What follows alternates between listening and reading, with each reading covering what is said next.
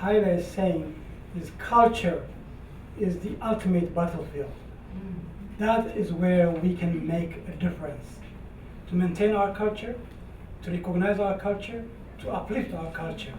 That is where the struggle really matters. Political struggles are up and down. Okay, politicians come and go. Okay, but the cultural framework of society remains. And the question is, how do we make sure it is passed on to the next generation, and that is not messed around with? And one of the biggest problems we face is self-identity. Romanticization of our culture. Our culture also has a very negative, a very negative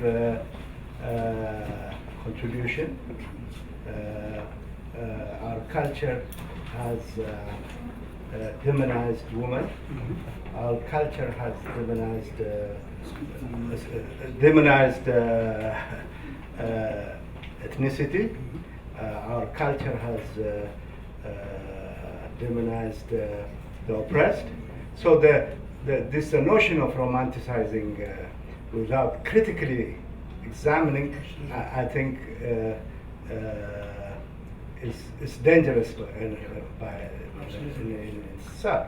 So at times I have a problem with Haile, the general notion of our culture without looking what's the good and the bad of our history. Okay. You know, that's the context. Well, you know, I think it's like, I don't think we disagree. For me, when I say cultural liberation, is the mental liberation. So if you say culture and liberation, then we're really talking about a critical cultural transformation. To me, it's a foregone conclusion. It's not romanticizing to say I want to mentally degauss my colonial state of mind. That is very important, because what colonialism has done has gone into our mindset. And that's what it made it. Otherwise, we would have finished this cultural liberation with the Black Power movement, you know, beauty, black, etc., etc. But the inner workings of colonialism, how it has gone inside, now needs our struggle to go and combat in the minds of in our brain, inside our brain. We need to combat, because the physicalization of beauty, etc., that bordered on romanticism did not work. That's why we see the fruits of our struggle has now complicated itself, and therefore writers, poets, singers, filmmakers need to go into the brain, in the central computer system of our brain, and struggle the liberation process. I don't use it in the way you're using. I think that's, you know, culture, tradition. I'm talking about in Africa, the armed struggle is over with South Africa. And then we find the people who come into power were shaped and formatted by colonialism. Because during the liberation struggle and from Guinea-Bissau to Angola, the idea of cultural liberation was neglected. That's what happened. Even during the Black Power movement here, just the clothes, the uniform, the external manifestation took over, but the internal liberation of the mindset was never processed. So for me, I'm talking about struggling in the minds of black people, in the head, in the central place where the battle is taking place. How we see the world and how we see ourselves. When we do that, the negative and positive of our tradition is put in perspective. But the uplifting, knowing thyself, who one is critical. And looking at politics, religion, and other manifestations from that personal interest point of view. That is what's missing in our communities, that we are used as gullible people by all forces. They can come and completely bamboozle us with, they know how to take advantage of us and we go for it. They become our presidents and we're disillusioned. But to me, if our mind was liberated, and I use culture in a very different context than what you insinuated. I'm talking about the mental liberation of black people will automatically make their act and actions be liberated oriented. And so the issue of women, children, age, all the contradictory and negative aspect of our tradition is put in perspective by the critical mind. And so for filmmakers, artists, and painters, they need to go and do a hand-to-hand combat inside the brains of black people.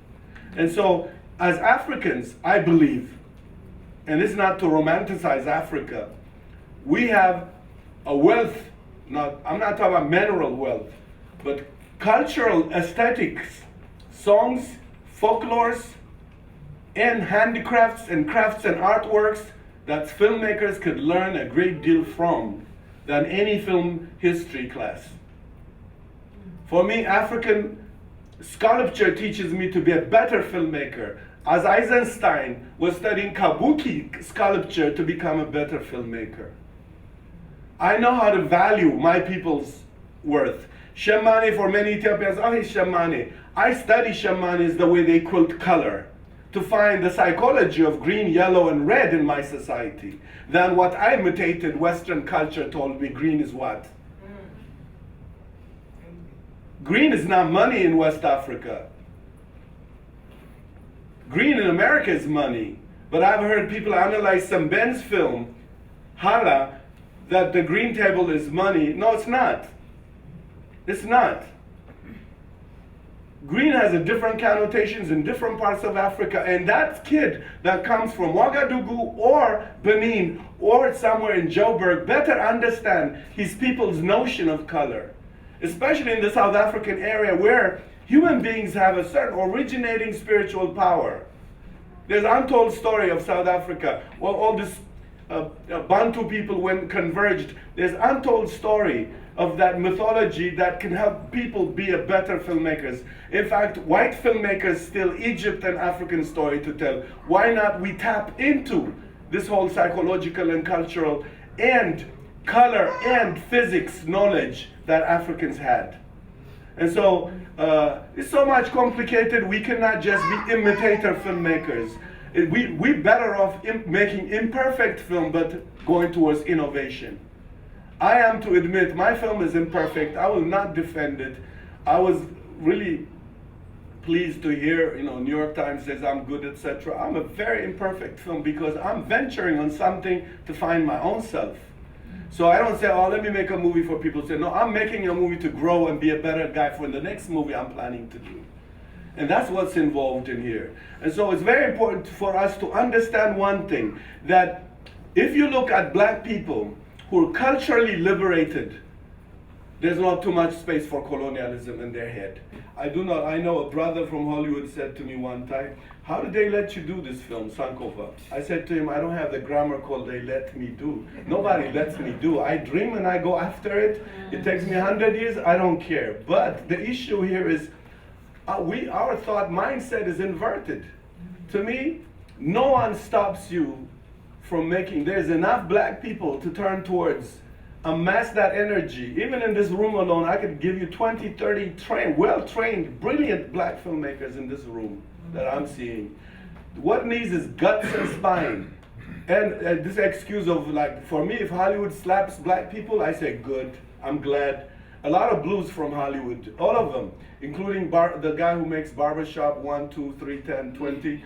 That guy himself says they don't let us do serious films. I'm glad. But to me, someday we can diversify our diet. My wish is that we get films like white people. Stupid, silly, good, and excellent films. Let's have the choice and let's go to whichever channel we want to go. But to have only this mind-blasting, redeemable, crazy, stupid comedic buffoonery movies only turns the whole population into buffoons. And that we should fight.